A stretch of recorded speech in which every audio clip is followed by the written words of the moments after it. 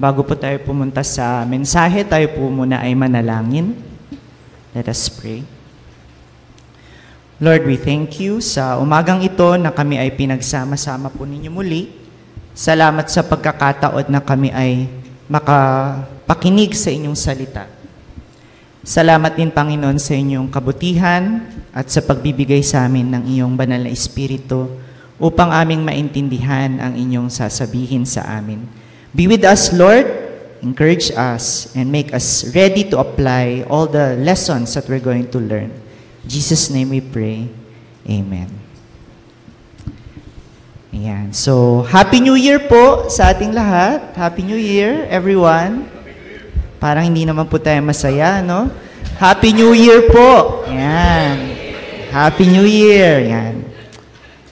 Kamusta po ang celebration natin ng bagong taon? No? I hope na-enjoy po ninyo time with family, time with friends, and time with loved ones as well.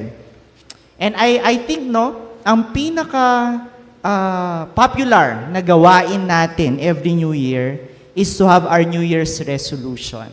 Yan. So ano po ang mga New Year's resolution na inyong ginawa?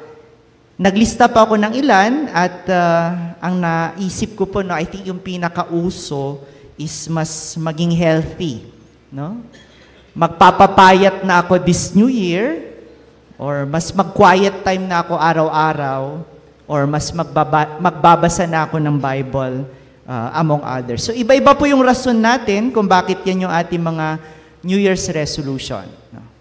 But today, in light of year 2024, isa pong encouragement ko sana na i-embrace natin bilang ating Christian resolution, no? Hindi lang New Year's resolution, ay yung topic natin sa umagang ito. At yung topic natin ay becoming God's faithful stewards. No? Na sana tayo po ay maging mga tapat na katiwala ng Panginoon. And this is taken from 1 Peter 4:7-11. So I pray as we study yung 1 Peter 4:7-11, mas ma-appreciate po natin kung anong ibig sabihin na maging tapat na katiwala, and at the same time, we will be encouraged to really embrace being faithful stewards of God. So simulan po natin, mga kapatid, sa isang context or background. Ate Jack, hindi ata gumagana ang ating clicker. So, kung alam niyo po ang konteksto ng ating passage, 1 Peter, meron po ditong relationship sa persecution or pag-uusig. No, alam ko po bagong taon, tapos may pinag-uusapan tayong persecution. Pero later po, makita natin at ma-appreciate kung anong connection nito sa pagiging tapat na katiwala. Pero magsisimula po ako sa isang interesting na observation. The observation is this. The expectation is that when you persecute Christians, no, kung uusigin or pahirapan mo ang isang Kristiyano, they will become complacent. No? Kung ang Christian daw ay pahirapan, sila ay manlalamig, magiging kampante. That's the expectation. Pero alam nyo ba, mga kapatid, the opposite is true. Throughout Christian history, the persecuted Christians are the most zealous and the most passionate Christians. Totoo po yan hanggang sa panahon ngayon. No, kung tatanungin niyo po ako, nasaan ang mga pinaka-passionate na Kristiyano sa ating mundo ngayon? Nasa Pilipinas po ba? Nasa Amerika? No, I would say no. Most often than not, sila po ay nasa mga persecuted churches ng China, persecuted churches ng North Korea, persecuted churches ng Afghanistan.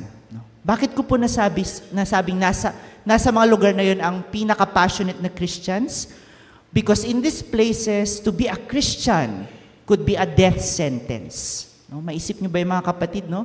Pupunta ka sa simbahan, hindi mo sigurado kung babalik ka pang buhay. Ganun po ang passion ng mga taong nandito. And this is very true even sa ating bansa ngayon at even sa UP. No, for those who are old enough to know, no, kwento lang din po naman sa akin ito, Meron din daw kasi dating isang chancellor sa UP, and he passed a rule na bawal na ang lahat ng mga Christian organizations dito sa campus. No? I think yung iba maalala po ang chancellor na ito. So anong effect? Natakot po ba ang mga Christian organizations? Natakot ba ang mga Christian churches? No, quite the opposite. For the first time, yung mga Christian orgs na hindi nagmi-meet together, they gathered, and then they prayed. At dahil doon, ipinanganak po ang UP Christian Community. So again, no, sabi ng iba, pag pinersecute mo ang Christians, manlalamig. But the opposite is true. When you persecute Christians, they become more on fire for the Lord. What a wonderful observation. Pero, nakakalungkot din po yung kabaliktaran. No? In places where it is very free to be a Christian, sa mga lugar na walang persecution, ano po ang tendency? Nanlalamig ang mga Christians. Sa Philippines, for example, dahil wala naman pong danger to be a Christian, minsan, the focus becomes the self. No? Ang focus po ay riches or blessing o kung anong makukuha natin sa Panginoon. No? God has become a genie. This is a sad reality. And probably kahit po sa ating buhay, there are times na we're guilty of this. No? May times na dahil wala naman pong danger, wala namang persecution, minsan very self-centered lang tayo as individual or even as a church. Kaya nga po today, sa ating passage, isa sa aking panalangin ay ma-encourage tayo at matuto tayo na i-embrace ang calling sa atin not to be complacent Christians, but to become faithful stewards ng ating Panginoon. Kaya ang ating pong take home for today, sa next slide, is this. As we await Jesus' return, let us be faithful stewards of God's glory. Habang hinaantay po natin ang pagbabalik ng ating Panginoong Jesus, tayo po ay maging mga tapat na katiwala ng ating Panginoon. So makita po natin mga kapatid, no, there are two words na maging focus natin. In the next slide, we see these two words. Yun ang word na faithfulness at stewardship. No? Katapatan at pangangasiwa. At yan po yung prayer ko, that this passage will really encourage us na maging mga tapat na katiwala o tagapangasiwa ng Panginoon. So that as individuals and as a church, we will be able to fulfill our calling. Ano ba ang calling natin ulit? Naalala niyo mga kapatid?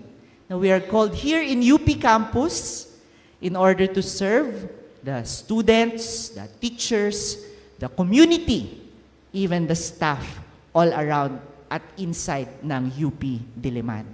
And we will expound itong pong truths na ito with three major points. And we see our three major points. Number one, tignan po natin ano ba yung motivation, no? Ano ang ating inspiration so that we can be faithful stewards of God. And number two, we'll look at the areas for faithfulness and stewardship. Anong bahagi ng buhay natin dapat tayong maging mga tapat na katiwala ng Panginoon? We will spend most of our time sa number 2. Yun po yung pinakamahaba. And number 3, we will look at the goal of faithfulness and stewardship. Ano po ba yung ating layunin? Bakit dapat tayo maging faithful stewards ng Panginoon? And prayerfully, when we understand these 3 points, babalik po tayo sa ating take-home. No, ang take-home natin, we will have the encouragement na antayin ang pagbabalik ng Panginoon bilang mga tapat na katiwala for the glory of God. Yun lang po ating message sa umagang ito. Simpleng-simple. So tignan po natin ang ating unang punto. The motivation for faithfulness and stewardship. Tingnan niyo po yung Bibles nyo, no? Sa verse 7a, sabi po dyan ni Pedro, the end of all things is at hand. Therefore, malapit na ang wakas ng lahat ng bagay. Kaya naman, sabi niya dyan. So yung end of all things, no?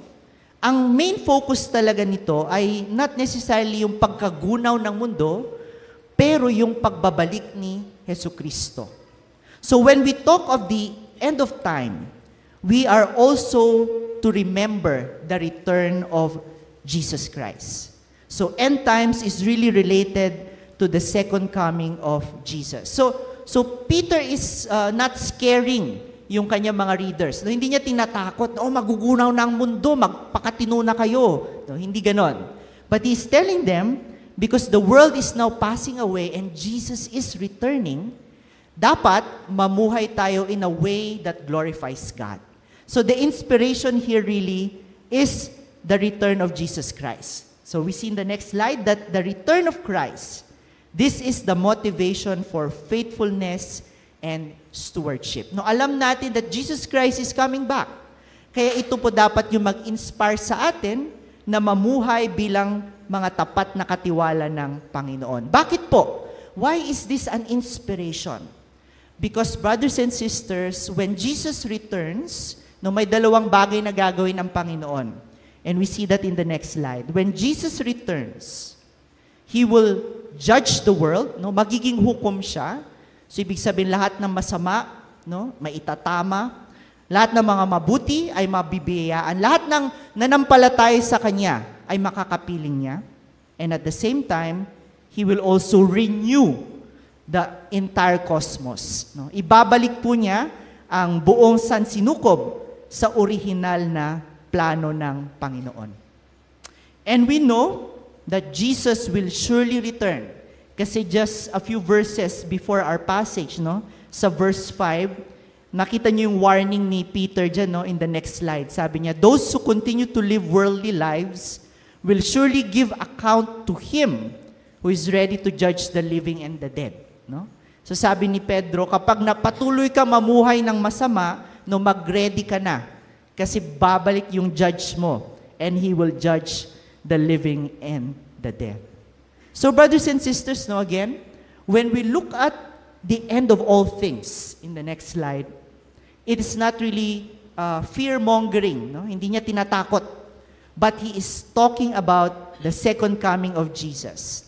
But of course, yung second coming ni Jesus, meron diyang reality ng destruction of the world in order for it to be renewed, maibalik sa original na plano. So the focus really is not the time, kailan ba yung exact date na babalik, but the focus is the certainty, tunay at tiyak na babalik si Jesus Christ. So essentially, ito po yung sinasabi ni Pedro. Sinasabi po niya, Jesus will surely return. Mga kapatid, babalik talaga ang ating Panginoon. The new heaven and the new earth is coming.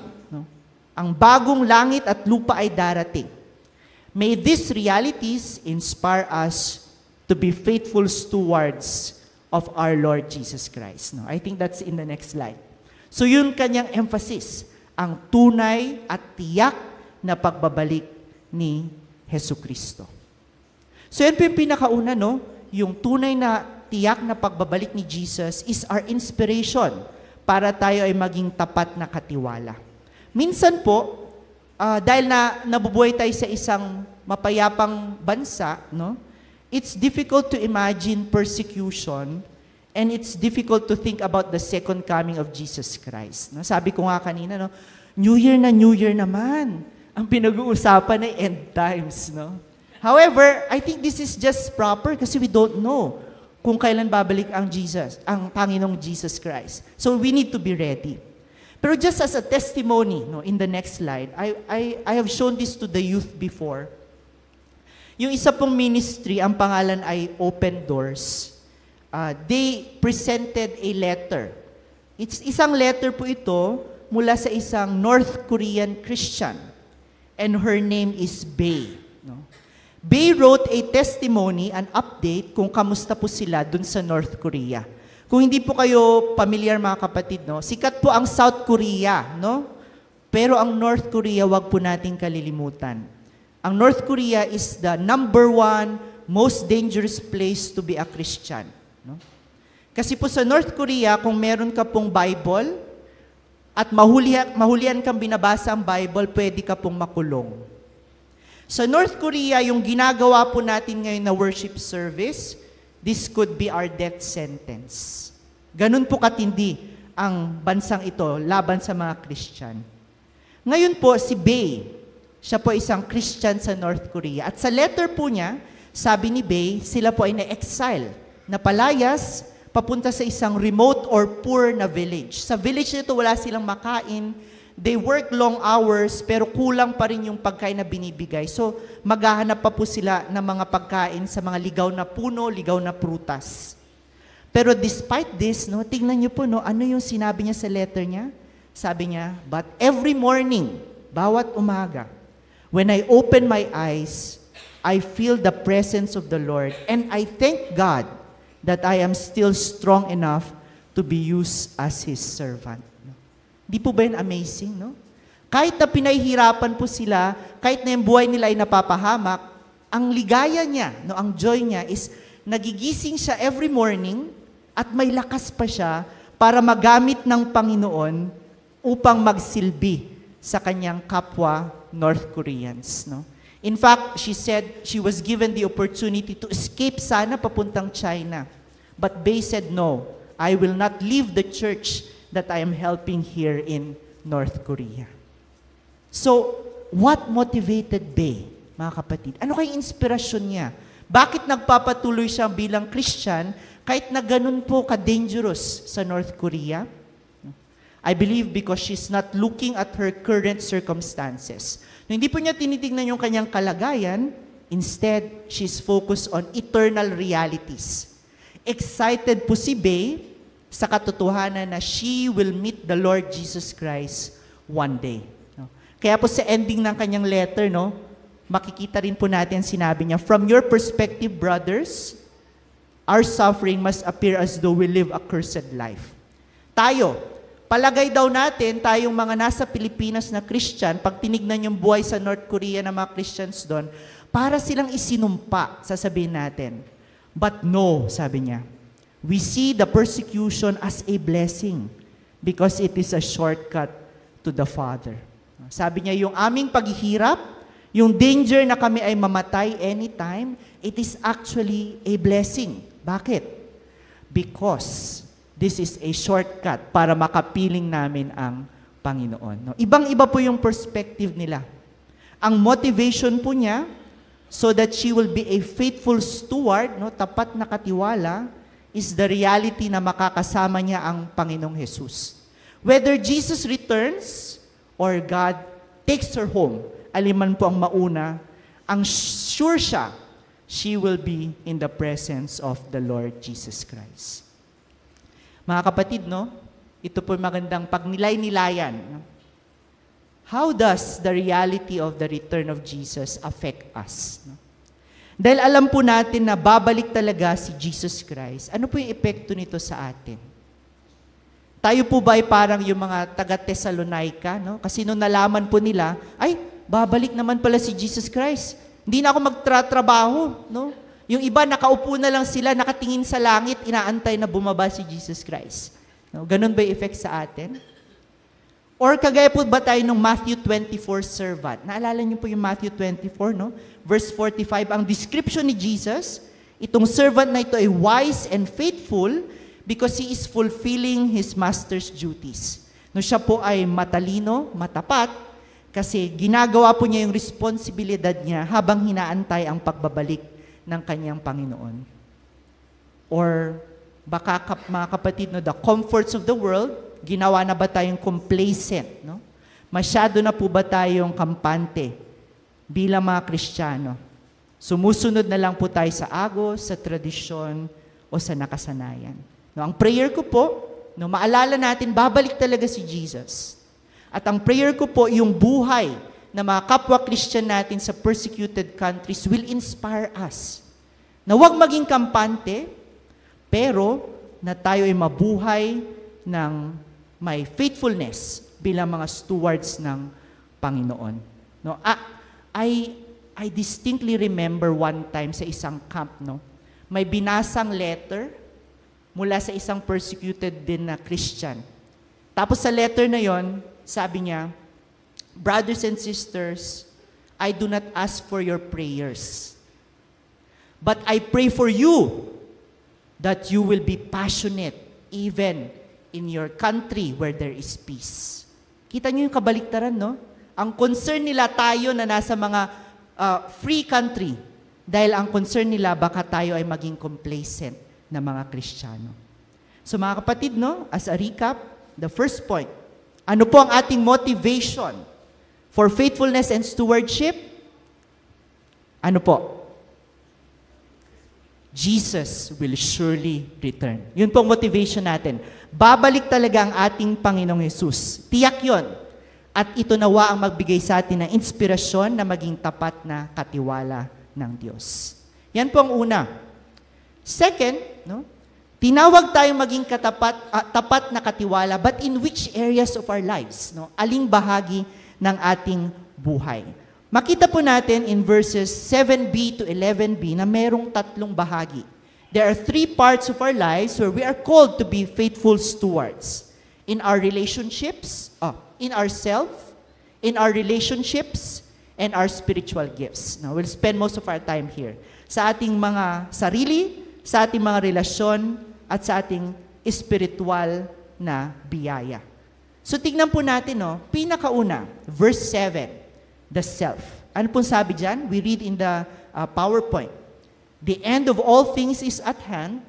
Therefore, be self-controlled and sober-minded for the sake of your prayers. So malapit na daw ang wakas. Kaya dapat tayo maging mapagtimpi at maging malinaw ang ating pag-iisip. So ito po yung dalawang bagay. In order to be good stewards of the self, we need to be self-controlled and we need to be sober-minded. Ano pong ibig sabihin ng dalawang salitang ito? No? In the next slide, we see, when we are self-controlled, kung tayo ay mapagtimpi, no? Ibig sabihin po, hindi tayo madaling maapektuhan ng ating damdamin at pagnanasa. No? Hindi po tayo fanatic, no? Hindi po tayo nawawala sa ating sarili. Instead, tuwid po yung ating pag-iisip, no? Tuwid din ang ating pamumuhay. May disiplina sa sarili. At pangalawa, closely related, when you are sober-minded, no, tama rin po yung kaisipan mo. You have the right state of mind. At ikaw po ay alisto or mapagmasid sa iyong buhay. Now, kung meron ka nitong dalawa, you're sober-minded and you are also self-controlled, you are able to live a life that is focused on eternity.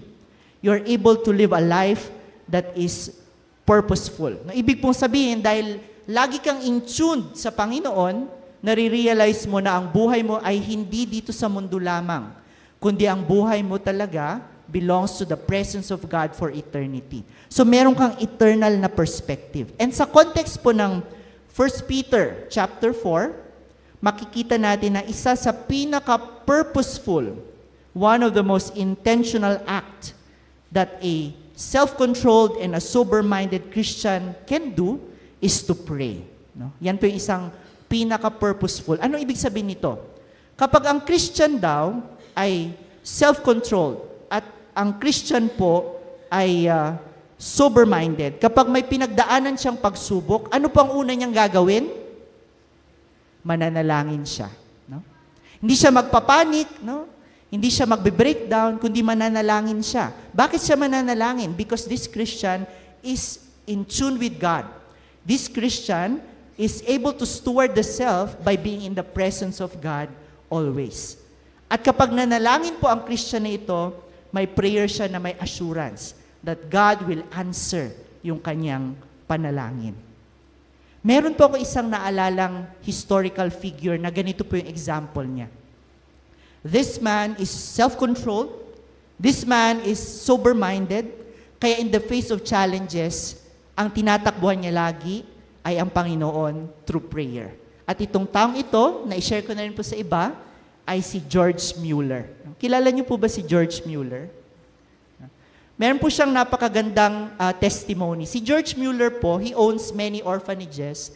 At yung mga orphanage nito, syempre, they take care of abandoned kids. No? Pero one time, ang testimony po niya, naubusan na sila ng pagkain. Wala nang bread, wala na ring milk. na makakain yung mga children sa orphanage. So what did George Mueller do? No, nagpanic po ba siya? Natakot po ba siya? No. Ang instruction niya dun sa mga kasama niya dun sa orphanage, let's just pray because the Lord will provide. So pray they did. No? Nag-pray sila. Ano pong nangyari? Ang testimony nila, after a few minutes, may kumatok. Pagbukas sila ng pinto, yun po yung baker nung city, yung panadero. Sabi daw ng baker, meron pa akong excess bread. I was unable to sell this yesterday. They're still good to be eaten, pero wala nang bibili. Sa inyo na lang, instead na masayang. Oh, may bread na sila.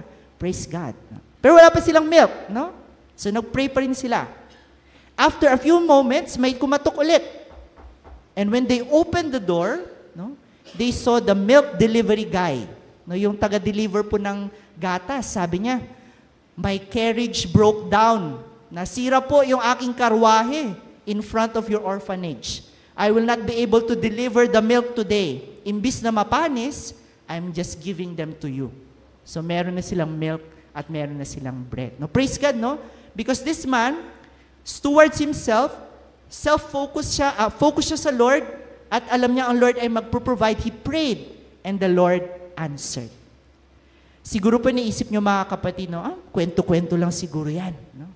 But I have my own experience, something similar to this. No? Hindi po bread, hindi po milk ang hiningi ko, but there was one time, may kachat po akong student. Sabi ng student, meron akong need na librong bilhin, Kuya Pao. No? Yung libro mahal. Sabi ko, Lord, paano ko kaya matulungan ng student na to? Kasi hindi naman ako ganun kayaman. So I was just walking and praying, no? And then, umuwi na ako, then lumabas ulit ako, I was still thinking of that person, saan kaya makakakuha ng pang-help. Naglalakad pa rin ako, tapos biglang out of nowhere, may tumawag sa akin. Sabi niya, Pao! Pao! Nung tumingin po ako, yung person, alam kong kilala ko siya, pero hindi ako sure. No? Basta by face, namumukaan ko. Tapos sabi niya, Pao, buti na daan ka. Matagal ko nang gustong ibigay sa'yo itong love gift na ito. And then the person gave me an envelope, and then when I opened, no, yun yung amount and higit pa na kailangan ng student para mabili yung libro. So again, we see, no, when we are focused on the Lord, no, we are able to steward the self, we can run to God in prayer, and then we have the assurance that He will answer our prayers. So yun mga kapatid, no, when we have self-control, when we have sober mind, we have a sober mind, ibig sabihin, hindi tayo nagpapanik, at focus tayo sa Panginoon, we are able to steward the self. At when we are able to steward the self, we'll be able to trust in the Lord in prayer, kahit na marami tayong pagsubok na pinagdadaanan. So yun po yung pinakauna. Yung pangalawa naman po, we're also called to steward our relationships. No? And two things din dito. In our passage, we are called to demonstrate love and hospitality. No? Ipakita daw natin ang pagmamahal at ang pagkamapagtanggap. No? Pagbubukas na ating buhay at pagbubukas ng ating tahanan. Look at verse 8 no, sa mga Bibles nyo. Anong sabi po dyan? Above all, keep loving one another earnestly because love, agape, covers a multitude of sins. No? Magmahalan po tayo ng tapat. No? Ito po yung encouragement ni Pedro. Ang punto po niya, nagmamahalan na yung mga kausap niya, but he is encouraging them to love one another more. Higit pang palalimin ang pagmamahal sa isa't isa. And the love that they are to continue to express is the agape love. No, familiar po ba kayo? Yung agape is most commonly known as the unconditional love. Ito po yung pinakamataas na uri ng love. Sabi pa ng iba, this is the divine love. So essentially, Peter is telling them, continue loving one another to the utmost. No? Pagpatuloy nyo ang pagmamahal sa isa't isa ng lubos-lubos. No? Kagaya ng pagmamahal na ipinakita ng Diyos sa krus. And when they demonstrate this kind of love, sin is overcome in the church. No?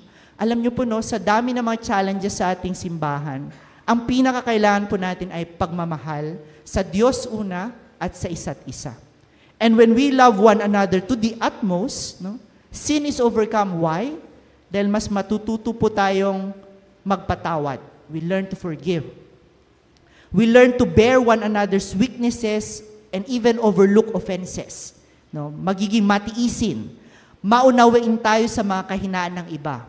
But at the same time, love will also bring about genuine repentance or pagsisisi for those who have committed evil against others.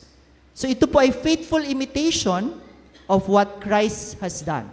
Yung sacrificial love niya for the forgiveness of His people. So yun yung una, no? We can steward relationships when we show love.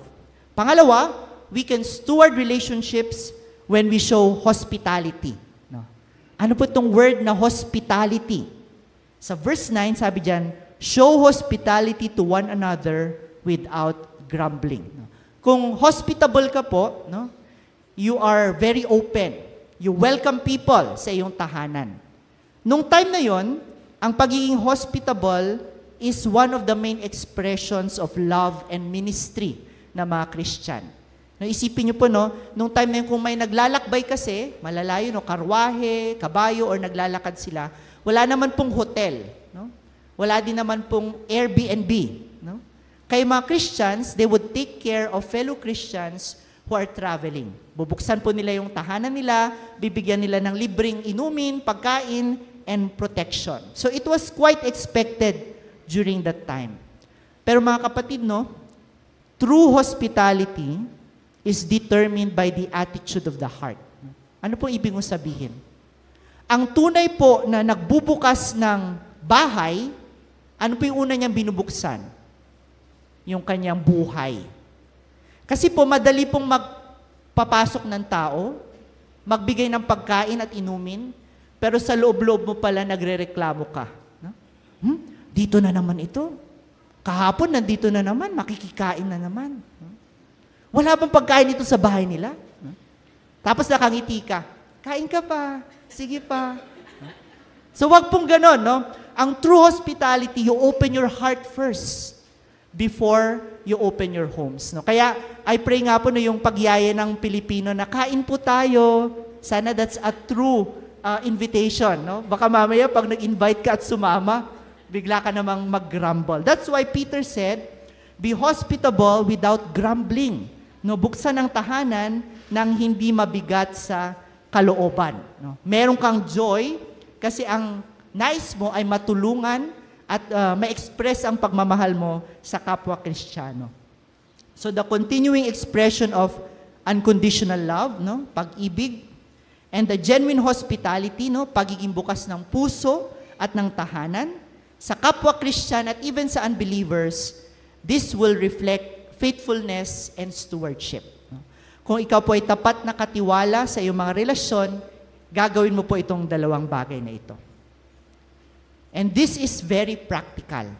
Kaya nga mga kapatid, no, magandang i-reflect din natin itong application question na ito.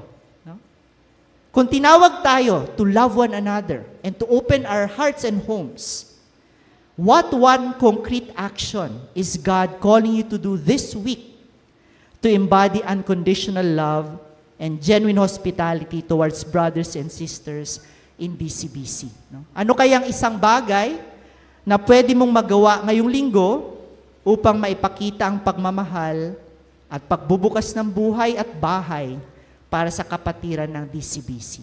Pwede po natin yung pag-isipan. At nawa, mai-apply po natin this week. And lastly, the last area that we need to be stewards of ay ang ating spiritual gifts. Look at verse 10. Ano sabi ng ating Bible sa verse 10? As each has received a gift, use it to serve one another as good stewards of God's varied grace. Kung meron ka daw pong mga biyayang espiritual, gamitin mo ito para po sa kalwalhatian ng Panginoon. So, nabibless po ako itong picture na ito, drinowing po yan ng isa sa mga estudyante natin. So, praise God, pinapagamit niya yung kanyang talent para sa Panginoon. And at the same time, that is what we are called to do. to be good stewards of our spiritual gifts. No? Gamitin natin ang ating spiritual na biyaya para po sa kalwalhatian ng Panginoon. The word steward, no, in the next slide, ibig sabihin niyan, ikaw ay tagapangasiwa, tagapamahala. No? Hindi mo po pag-aari yung isang bagay, pero inaalagaan or pinapangasiwaan mo. You're an overseer. In the context po ng ating passage, ang binigay sa atin na pangasiwaan ay ang ating mga spiritual na biyaya. Yung ating mga gifts, talents, and mga skills. And I want to remind you, no, bawat isa sa atin, kung tunay ka pong Christian, you have a spiritual gift. You have a spiritual gift from the Lord. At makita natin yan yung mga halimbawa later on.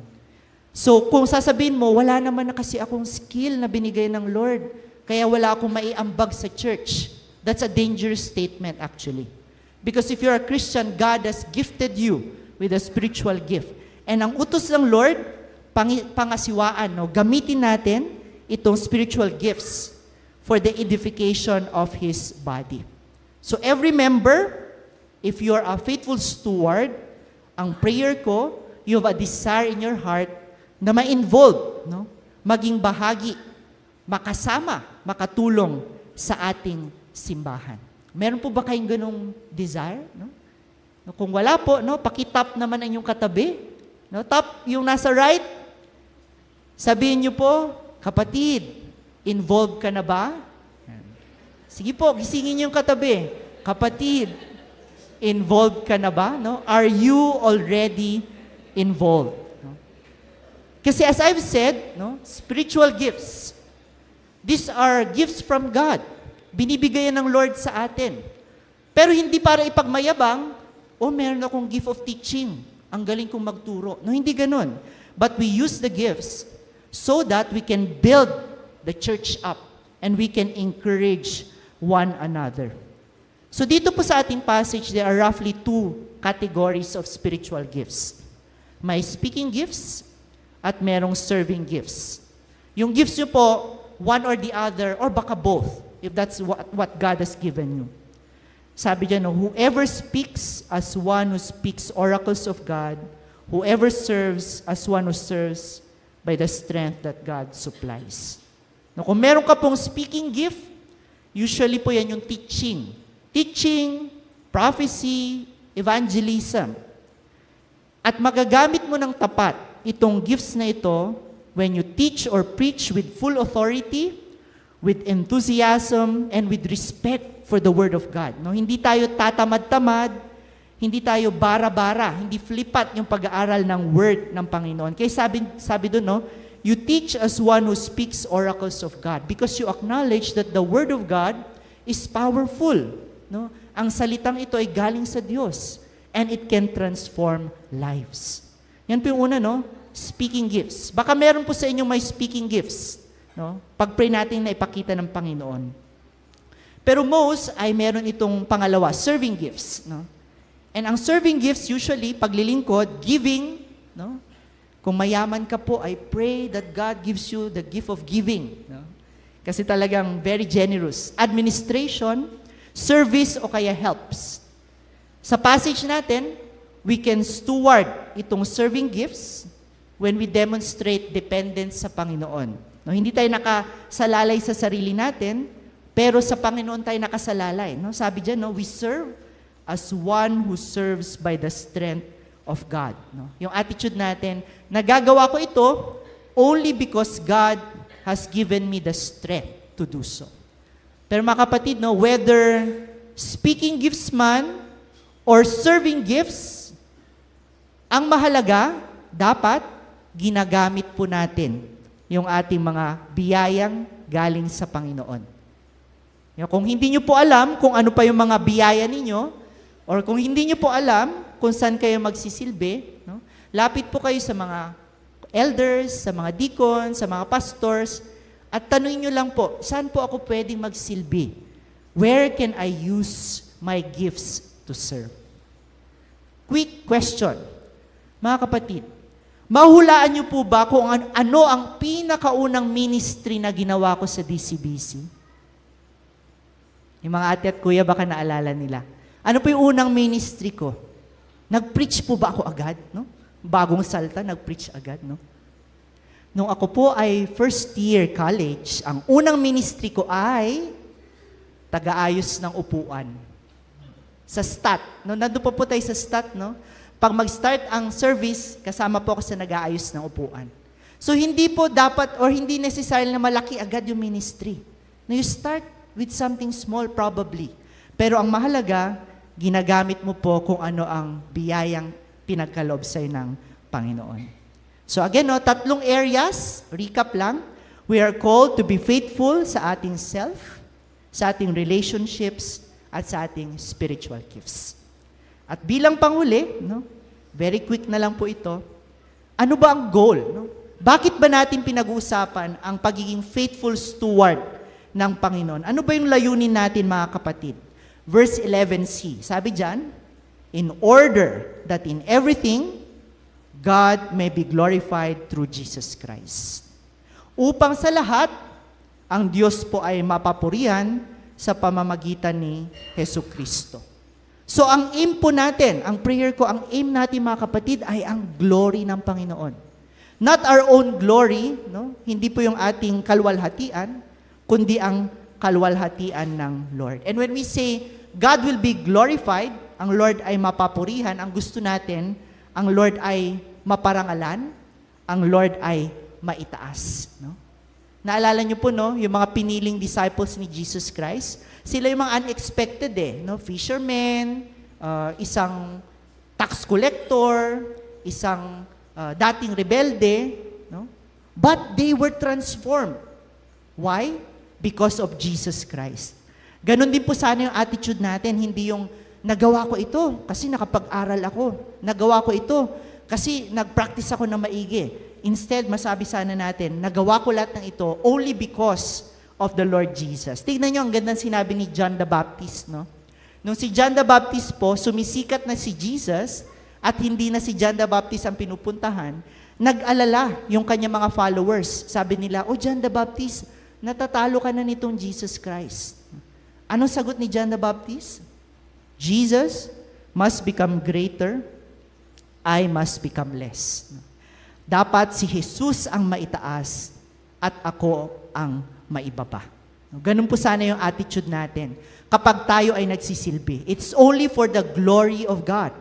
And we can do this through Jesus Christ. Bakit po? Because only Jesus Christ demonstrated humility, at itong humility na ito brought Him to the cross. He died for us, and because of that death, we can have eternal life. Itong salvation na galing sa Lord, ito yung nagbibigay sa atin ng pagiging mapagpakumbaba. That's why kung wala tayong salvation na ito, it's also impossible to serve God for His glory alone. No? Meron pa rin tayong mga ulterior motives dyan. Kaya naman, ang ganda ng ending ng passage natin, no? Sabi ni Pedro, to Him belong glory and dominion forever and ever. Amen. Dahil ang glory lang ng Lord ang gusto natin, masasabi natin, sa Lord lang ang kapangyarihan at karangalan magpakailanman. So brothers and sisters, let us aim only, no, I will underline the word only. Tanging layon sana natin ay ang kalwalhatian lamang ng Panginoon. So yan po ang goal ng faithfulness and stewardship. The glory of the Lord through Jesus Christ. So marami-rami po tayong pinag-usapan mga kapatid. Nagsimula po ako kanina sa tanong sa inyong New Year's resolution. Ang prayer ko po, no, with what we have learned from the Word of God, masasabi na natin ito. No? Gusto kong maging tapat na katiwala ng Diyos ngayong 2024. Pwede po ba nating i-embrace ito as a New Year's resolution? No? Sino po sasama sa akin sa New Year's resolution na ito? Or actually, sabi ko nga, Christian resolution. No? Yung buong buhay natin. Gusto kong maging tapat na katiwala ng Panginoon. Sige nga, basahin po natin sabay-sabay. 1, 2, 3, go!